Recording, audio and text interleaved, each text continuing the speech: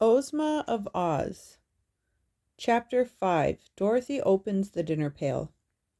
Now, Tick-Tock, said Dorothy, the first thing to be done is to find a way for us to escape from these rocks. The Wheelers are down below, you know, and threaten to kill us. There is no reason to be afraid of the Wheelers, said Tick-Tock, the words coming more slowly than before. Why not? She asked. Because they are a g g gr gr gr gr. He gave a sort of gurgle and stopped short, waving his hands frantically, until suddenly he became motionless, with one arm in the air and the other held stiffly before him, with all the copper fingers of the hand spread out like a fan. Dear me, said Dorothy in a frightened tone. What can the matter be? He's run down, I suppose, said the hen calmly. You couldn't have wound him up tight. You couldn't have wound him up very tight. Wow. I didn't know how much to wind him, replied the girl, but I'll try to do better next time. She ran around the copper man to take the key from the peg at the back of his neck, but it was not there. It's gone, cried Dorothy in dismay. What's gone? Asked Billina. The key. It probably fell off when he made that low bow to you, returned the hen. Look around and see if you cannot find it again. Dorothy looked, and the hen helped her, and by and by the girl discovered the clock key which had fallen into a crack of the rock. At once she wound up Tick-Tock's voice, taking care to give the key as many turns as it would go round. She found this quite a task, as you may imagine, if you have ever tried to wind a clock. But the machine man's first words were to assure Dorothy that he would now run for at least 24 hours. You did not wind me very much at first, he said calmly, and I told you that long story about King Evoldo, so it is no wonder that I ran down. She next rewound the action clockwork, and then Billina advised her to carry the key to Tick-Tock in her pocket so it would not get lost again. And now, said Dorothy, when all this was accomplished, tell me what you were going to say about the Wheelers. Why, they are nothing to be frightened at all. Frightened at, said the machine. They try to make folks believe that they are very terrible, but as a matter of fact, the Wheelers are harmless enough to anyone that dares to fight them. They might try to hurt a little girl like you, perhaps, because they are very mischievous. But if I had a club, they would run away as soon as they saw me. Haven't you a club? Asked Dorothy. No, said Tick-Tock. And you won't find such a thing among these rocks either, declared the yellow hen. Then what shall we do? Asked the girl. Wind up my think-works tightly, and I will try to think of some other plan, said Tick-Tock. So Dorothy rewound his thought machinery, and while he was thinking, she decided to eat her dinner. Billina was already pecking away at the cracks in the rocks to find something to eat. So Dorothy sat down and opened her tin dinner pail. In the covers she found a small tank that was full of very nice lemonade. It was covered by a cup, which might also, when removed, be used to drink the lemonade from. Within the pail were 3 slices of turkey, 2 slices of cold tongue, some lobster salad, 4 slices of bread and butter, a small custard pie, an orange and 9 large strawberries, and some nuts and raisins. Singularly enough, the nuts in this dinner pail grew already cracked, so that Dorothy had no trouble in picking out their meats to eat. She spread the feast upon the rock beside her and began her dinner, first offering some of it to Tik-Tok, who declined because, as he said, he was merely a machine. Afterwards, she offered to share with Bellina, but the hen murmured something about dead things and said she preferred her bugs and ants. Do the lunchbox trees and the dinner pail trees belong to the Wheelers? The child asked Tik-Tok while engaged in eating her meal. Of course not, he answered. They belong to the royal family of Ev. Only, of course, there is no royal family just now because King Evaldo jumped into the sea and his wife and 10 children have been transformed by the Gnome King. So there is no one to rule the land of Ev that I can think of. Perhaps it is for this reason that the Wheelers claim the trees for their own and pick the luncheons and dinners to eat themselves. But they belong to the king, and you will find the royal E stamped upon the bottom of every dinner pail. Dorothy turned the pail over and at once discovered the royal mark upon it, as Tik-Tok had said. Are the Wheelers the only folks living in the land of Ev? Inquired the girl. No, they only inhabit a small portion of it just back of the woods, replied the machine. But they have always been mischievous and impertinent, and my old master, King Evaldo, used to carry a whip with him when he walked out, to keep the creatures in order. When I was first made, the Wheelers tried to run over me and butt me with their heads, but they soon found I was built of too solid a material for them to injure. You seem very durable, said Dorothy. Who made you? The firm of Smith and Tinker in the town of Evna, where the royal palace stands, answered Tik-Tok. Did they make many of you? Asked the child. No, I am the only automatonic mechanical man they ever completed, he replied. They were very wonderful inventors, were my makers, and quite artistic in all they did. I'm sure of that, said Dorothy. Do they live in the town of Evna now? They are both gone, replied the machine. Mr. Smith was an artist as well as an inventor, and he painted a picture of a river which was so natural that as he was reaching across it to paint some flowers on the opposite bank, he fell into the water and was drowned. Oh, I'm sorry for that, exclaimed the little girl.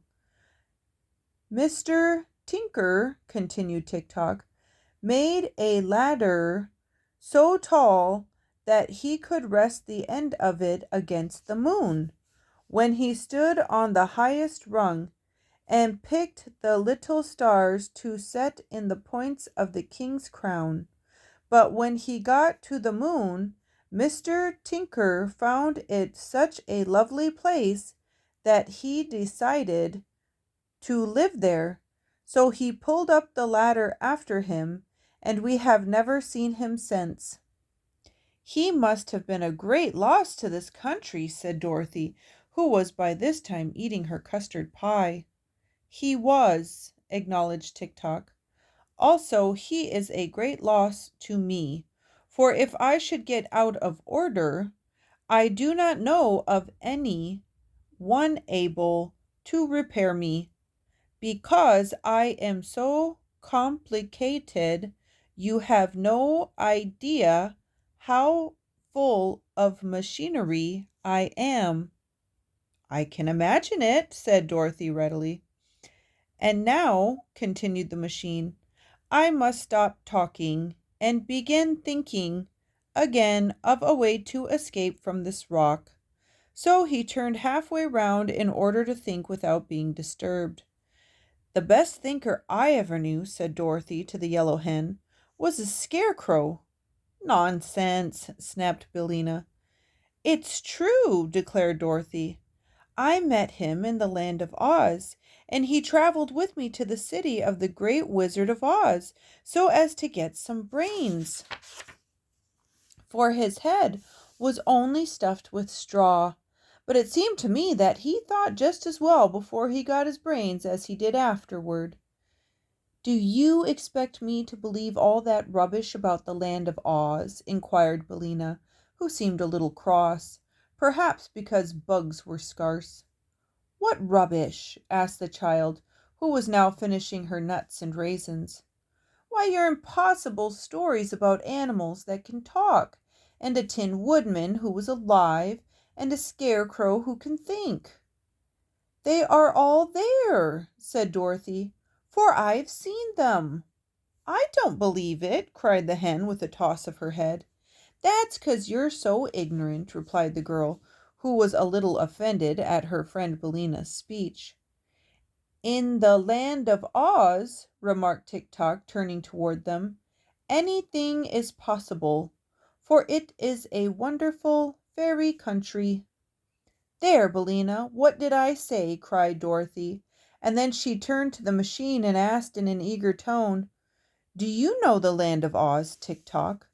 No, but I have heard about it, said the copper man, for it is only separated from this land of Ev by a broad desert. Dorothy clapped her hands together delightedly. I'm glad of that, she exclaimed. It makes me quite happy to be so near my old friends. The Scarecrow I told you of, Billina, is the king of the land of Oz. Pardon me, he is not the king now, said Tik-Tok.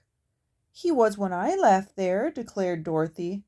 I know, said Tik-Tok, but there was a revolution in the land of Oz, and the Scarecrow was deposed by a soldier woman named General Ginger, and then Ginger was deposed by a little girl named Ozma, who was the rightful heir to the throne and now rules the land under the title of Ozma of Oz. That's news to me, said Dorothy thoughtfully. But I suppose lots of things have happened since I left the land of Oz. I wonder what has become of the Scarecrow, and of the Tin Woodman and the Cowardly Lion, and I wonder who this girl Ozma is, for I never heard of her before. But Tik-Tok did not reply to this. He turned around again to to resume his thinking. Dorothy packed the rest of the food back into the pail so as not to be wasteful of good things, and the yellow hen forgot her dignity far enough to pick up all the scattered crumbs, which she ate rather greedily, although she had so lately pretended to despise the things that Dorothy preferred as food. By this time Tik-Tok approached them stiff with his stiff bow.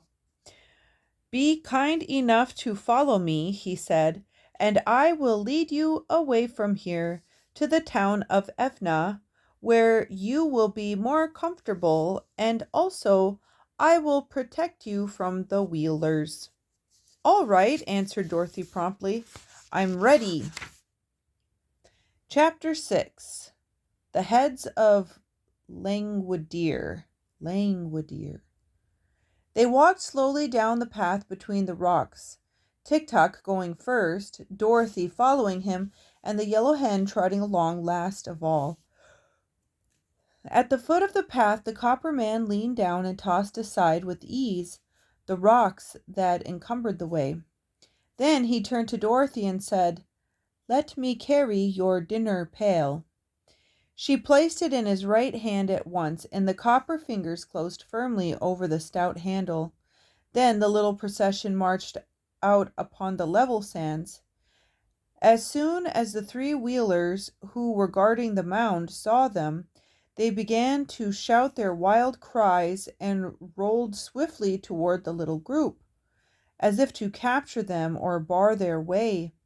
But when the foremost had approached near enough, Tik-Tok swung the tin dinner pail and stuck the wheeler a sharp blow over his head with the queer weapon. Perhaps it didn't hurt very much, but it made great noise, and the wheeler uttered a howl and tumbled over upon its side. The next minute it scrambled to its wheels and rolled away as fast as it could go, screeching with fear at the same time. "I told you they were harmless," began Tik-Tok, but before he could say more, another wheeler was upon them.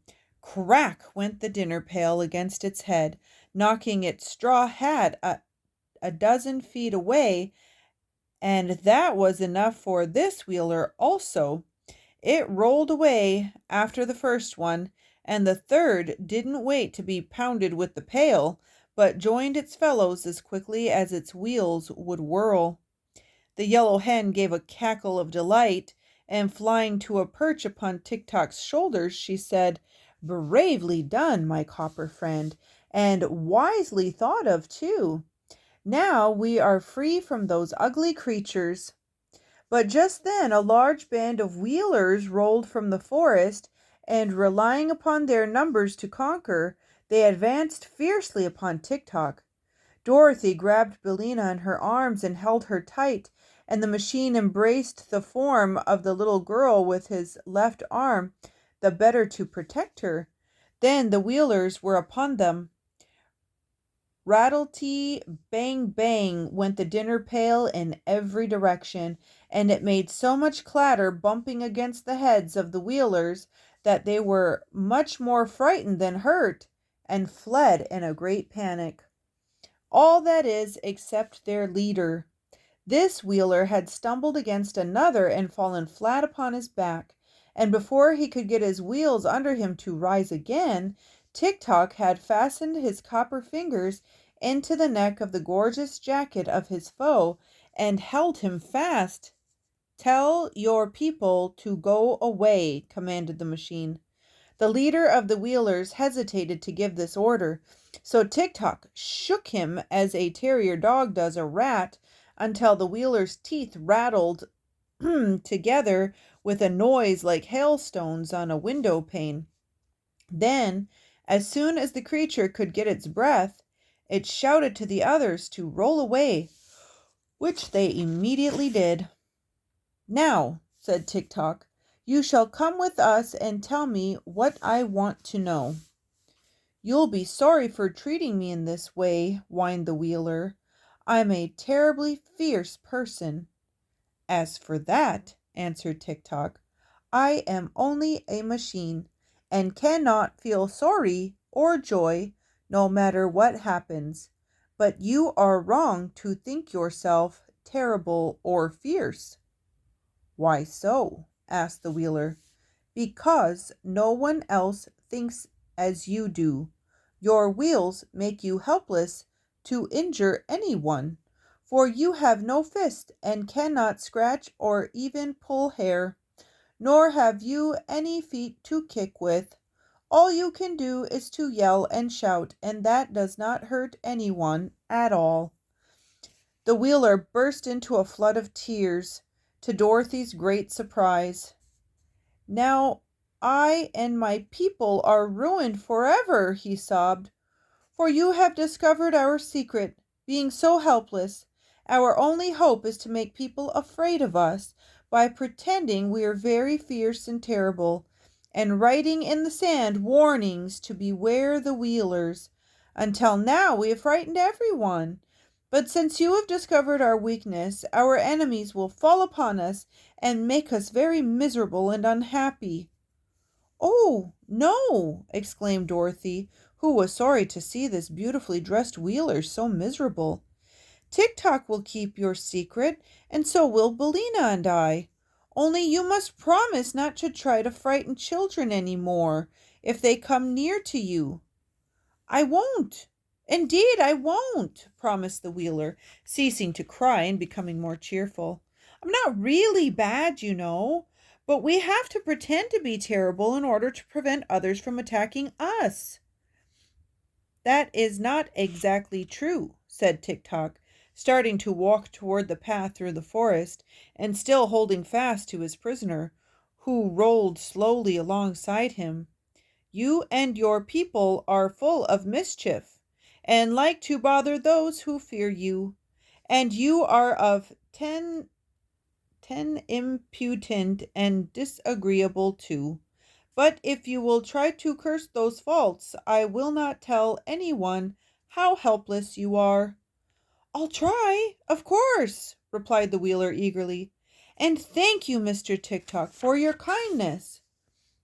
I am only a machine, said TikTok. I cannot be kind any more than I can be sorry or glad. I can only do what I am wound up to do. Are you wound up to keep my secret? Asked the Wheeler anxiously. Yes, if you behave yourself.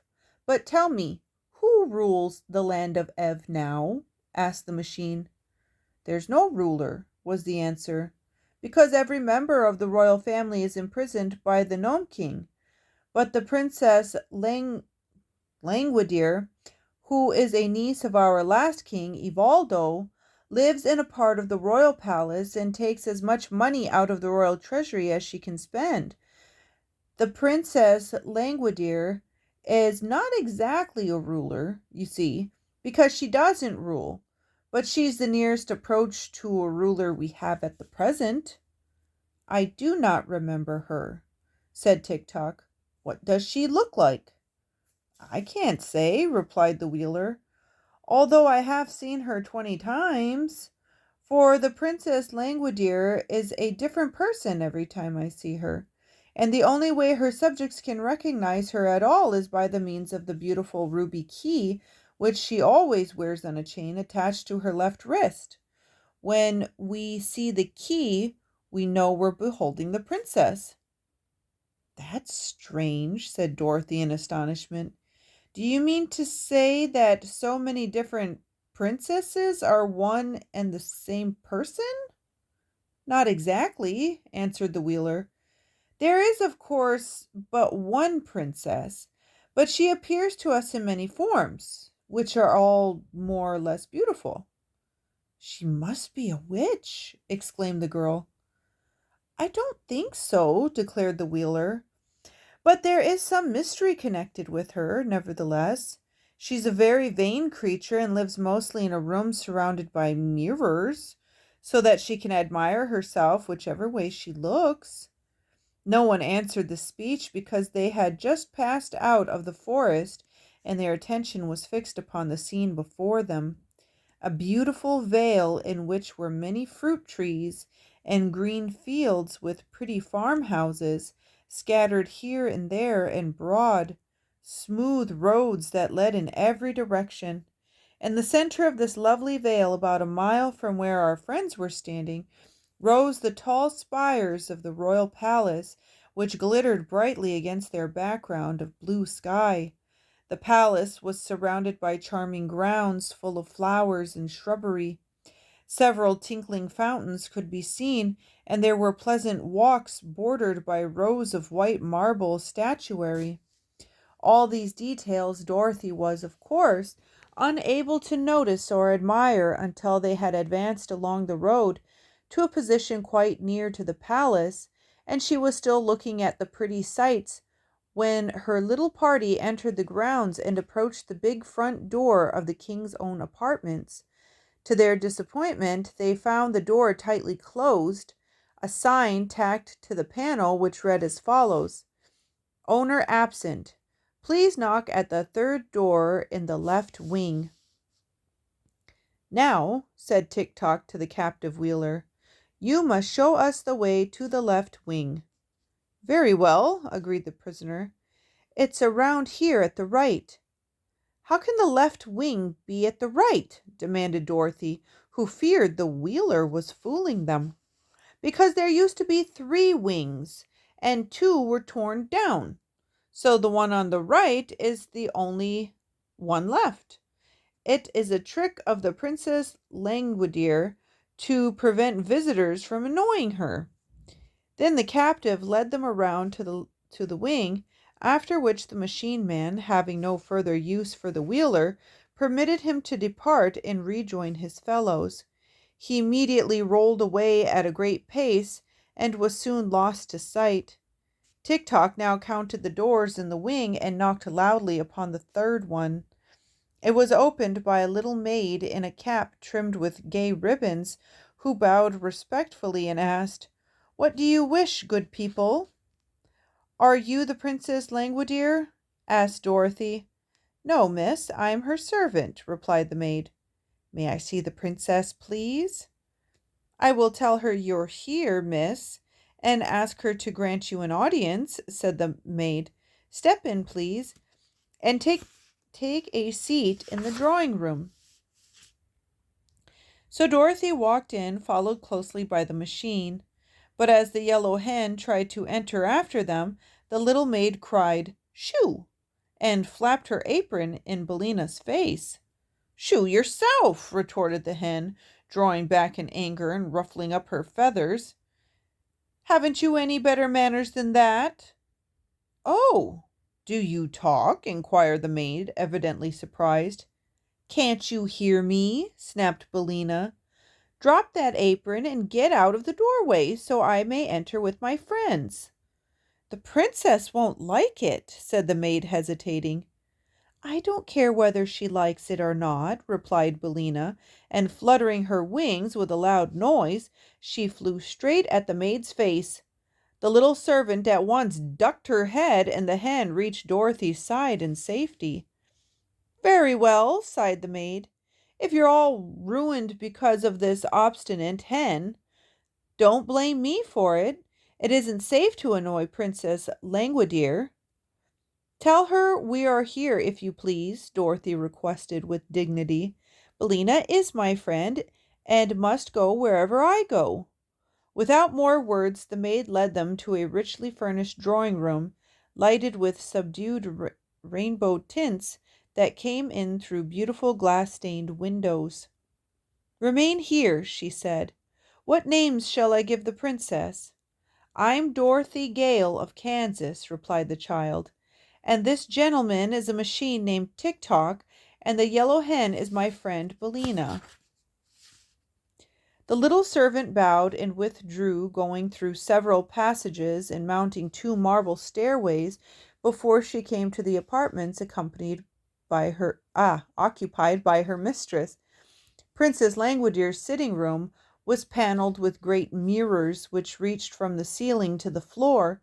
Also, the ceiling was composed of mirrors, and the floor was polished silver that reflected every object upon it.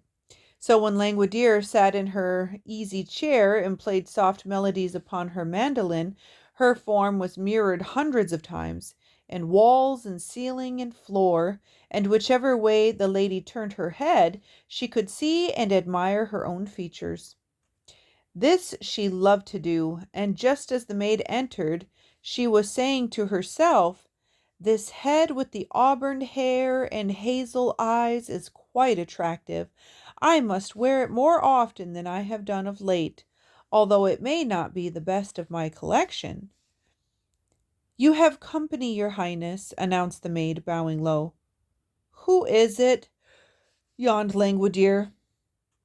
"Dorothy Gale of Kansas, Mr. Tik-Tok, and Billina," answered the maid.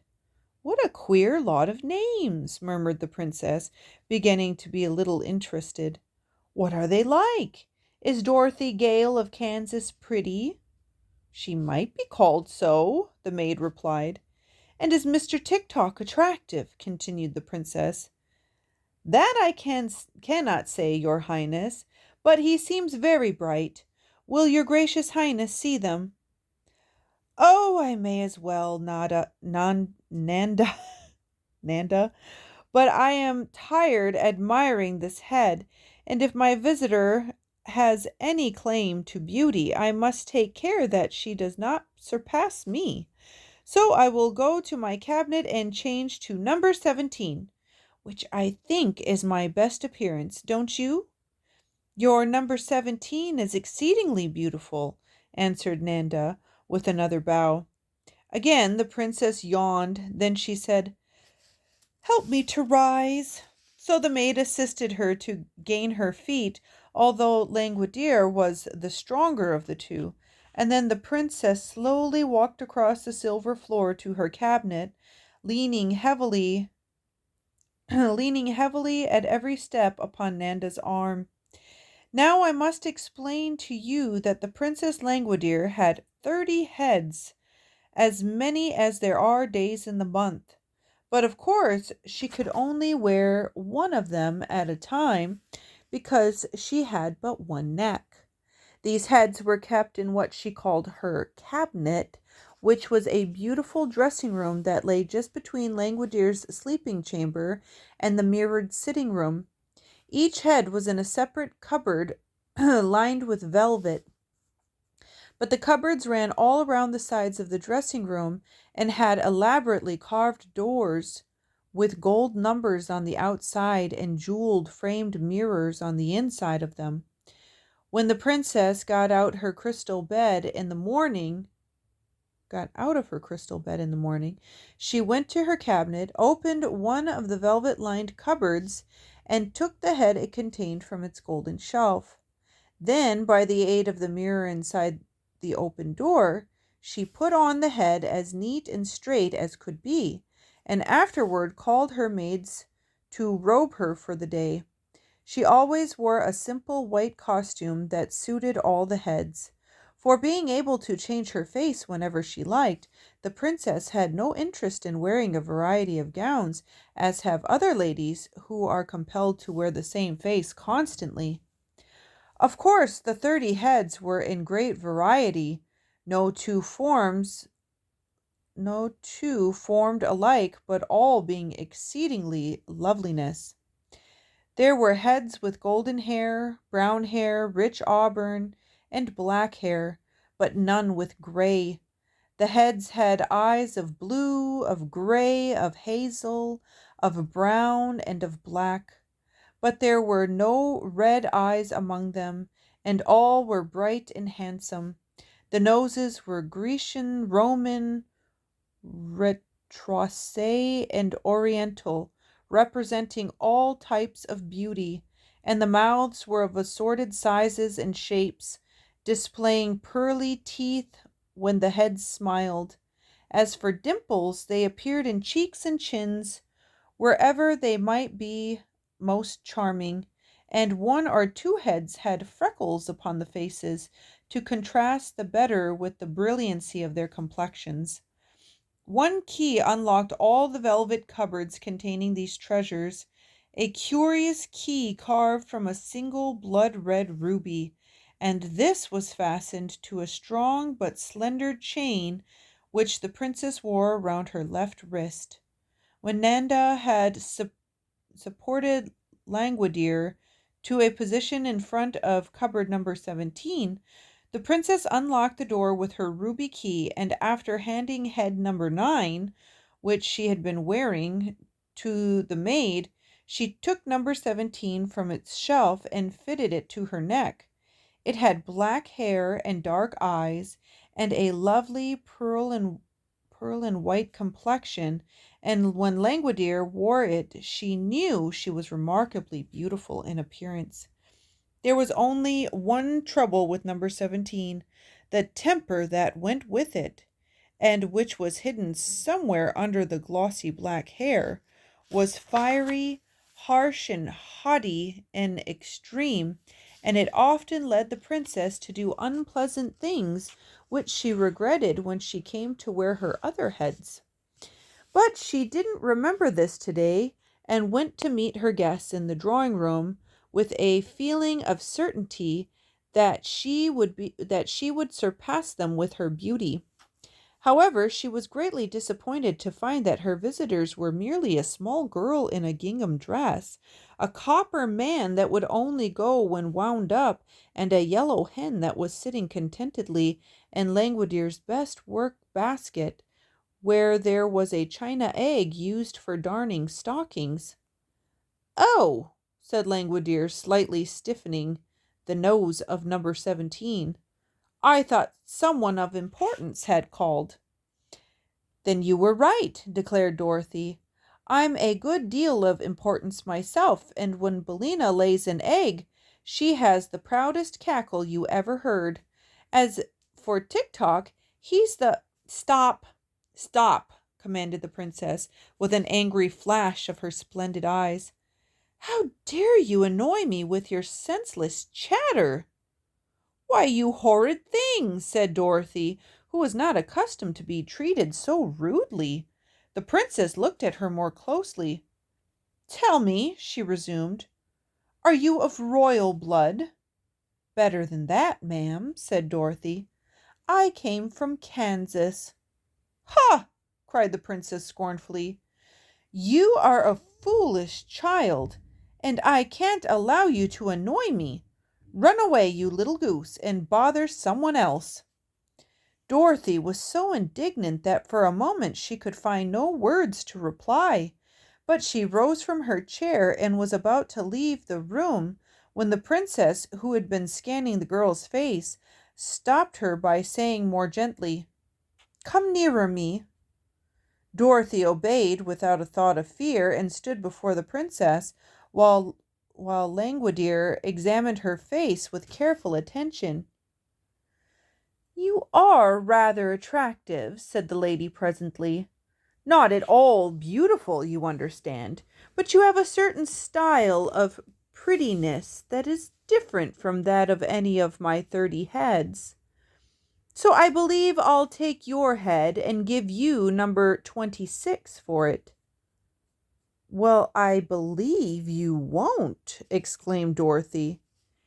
It will do you no good to refuse, continued the princess, for I need your head for my collection, and in the land of Ev my will is law.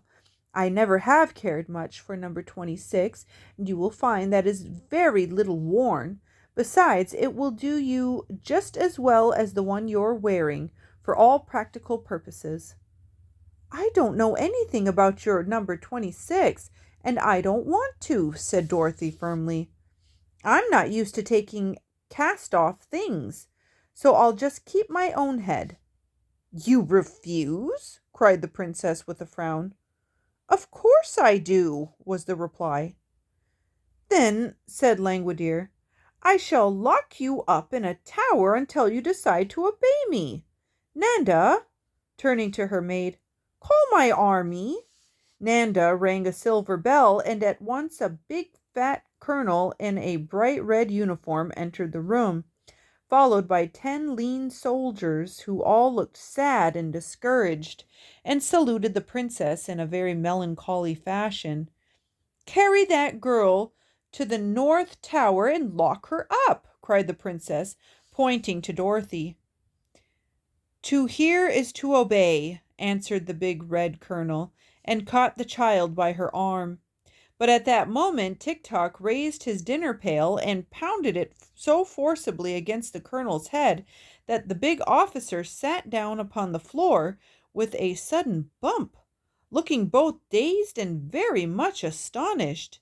Help! He shouted, and the 10 lean soldiers sprang to assist their leader. There was great excitement for the next few moments, and Tik-Tok had knocked down 7 of the army, who were sprawling in every direction upon the carpet, when suddenly the machine paused with the dinner pail and raised for another blow and remained perfectly motionless.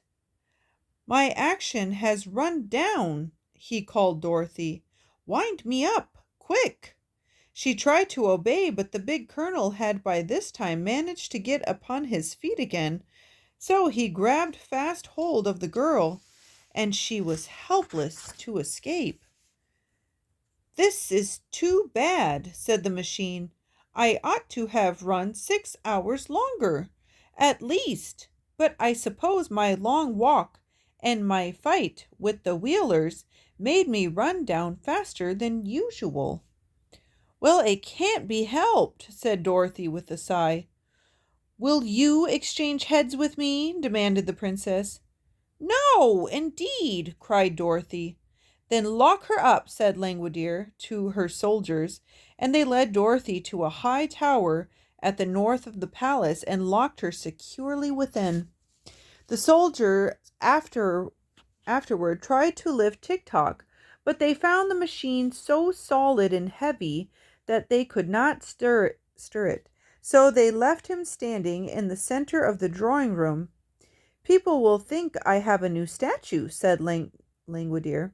So it won't matter in the least, and Nanda can keep him well polished. What shall we do with the hen? Asked the colonel, who had just discovered Billina in the workbasket. Put her in the chicken house, answered the princess. Some day I'll have her fried for breakfast. She looks rather tough, your highness, said Nanda doubtfully. That is a base slander, cried Billina, struggling frantically in the colonel's arms.